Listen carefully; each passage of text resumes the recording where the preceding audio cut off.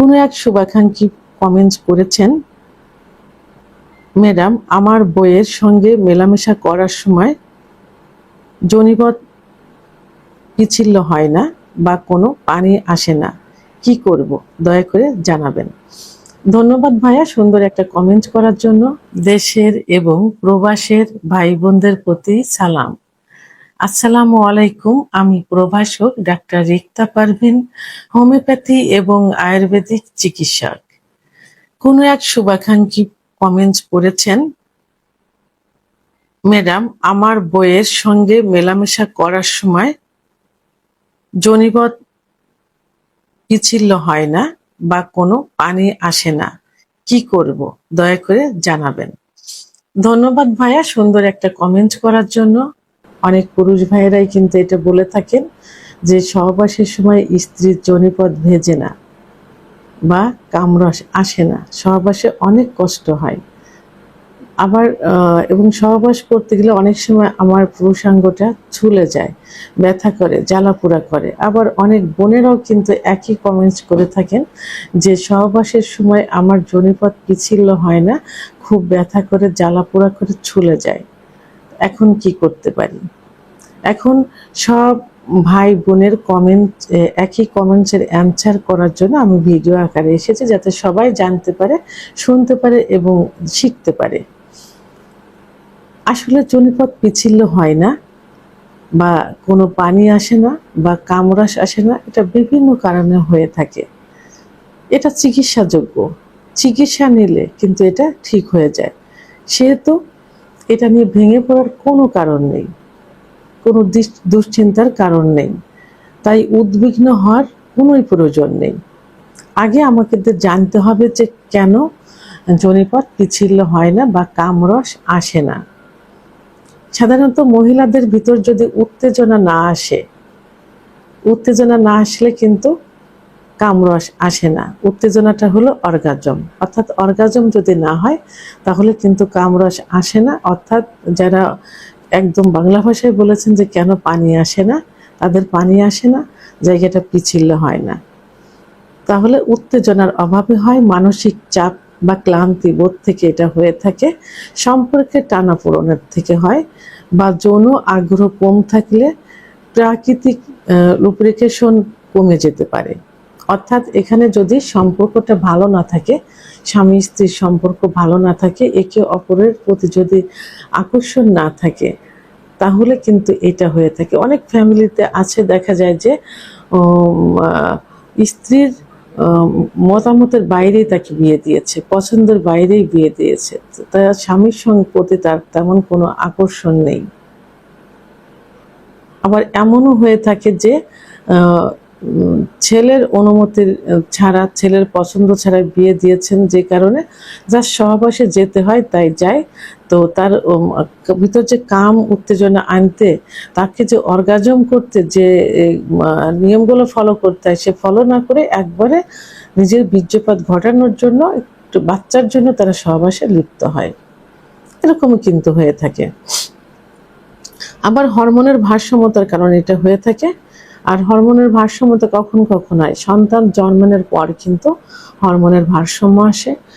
মেনোপজের সময়, অর্থাৎ মেয়েদের যখন মাসিক বন্ধ হয়ে যায়, বিশেষ করে 40 থেকে 45-এর মধ্যে কিন্তু অনেকের মাসিক বন্ধ হয়ে যায়।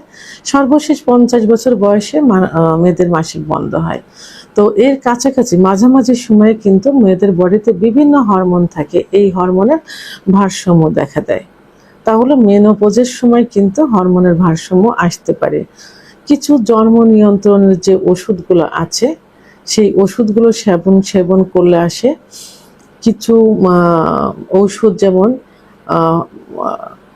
আপনার উচ্চ রক্তচাপের যে ওষুধগুলো থাকে, এই ওষুধগুলো খেলেও কিন্তু হরমোনের তারতম্য হতে পারে।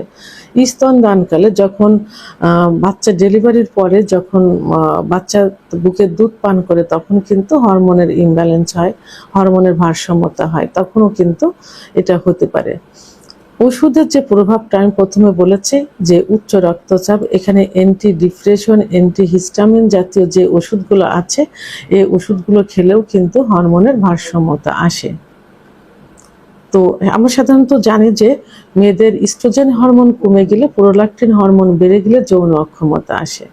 এক কথায় এই হরমোনগুলোর কারণেই হয়। হ্যাঁ, আরেকটা হলো যে ইনফেকশন বা প্রদাহ থাকলে, ভিতরে যদি যোনিপথের ভিতরে অনেক সময় যৌনবাহিত কিছু রোগ যেমন সিফিলিস, গোনোরিয়া, ফাঙ্গাস ইত্যাদি যে রোগগুলো থাকে, ইনফেকশন বা প্রদাহ থাকে, তার কারণেও কিন্তু এই এখানে জায়গাটা পিচ্ছিল হয় না বা শুকনো থাকে।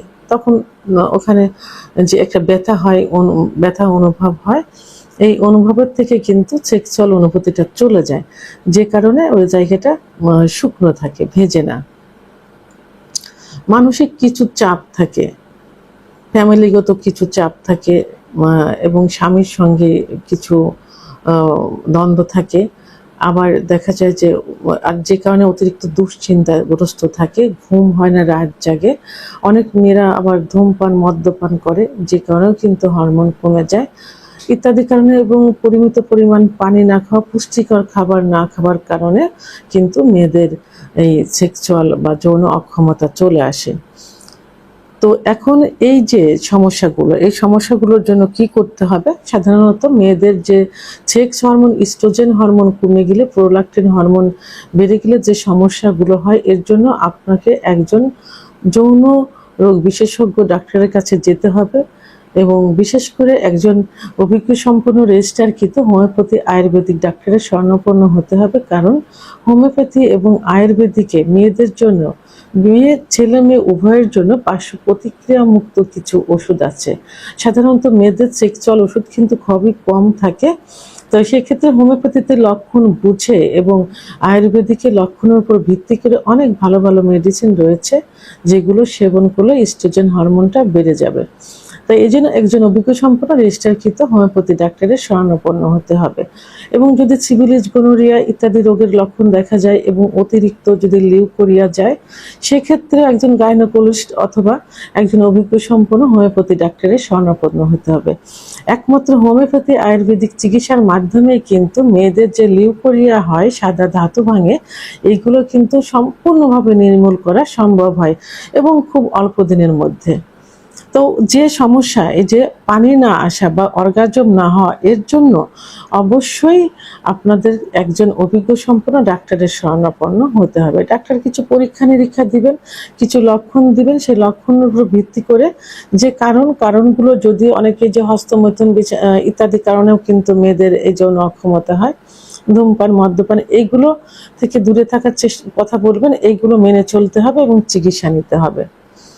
এবং সর্বোপরি যে স্বামী অর্থাৎ সহবাসে যখন যাবেন, তো স্বামীকে বলবো যে আপনারা আপনার স্ত্রীকে পরিমিত পরিমাণ, মানে অতিরিক্ত পরিমাণে ফোরফেলে করবেন। কারণ মেয়েদের সেক্স উত্তেজনা কিন্তু লুকায়িত থাকে, সেক্স লুকায়িত থাকে। কোনো কোনো মেয়েদের দেখা যায় 10 থেকে 15 মিনিট ফোরফেলে করার পর সেক্স উত্তেজনা আসে, এরপর সহবাসে লিপ্ত হওয়ার আর কিছু সময়, অনেক মেয়েদের 30 থেকে 35 মিনিটের সময় লেগে যায়। তাহলে এদিকে 10-15-20 মিনিট ফোরফেলে করতে হবে, ওদিকে 10-15 মিনিট সহবাসে লিপ্ত থাকতে হবে। তাহলে কিন্তু একটা মেয়ের অর্গাজম হবে, অর্থাৎ কামড়াস আসবে, জায়গাটা ভিজবে। এই জন্য ফোরফেলেটা বেশি করে করতে হবে।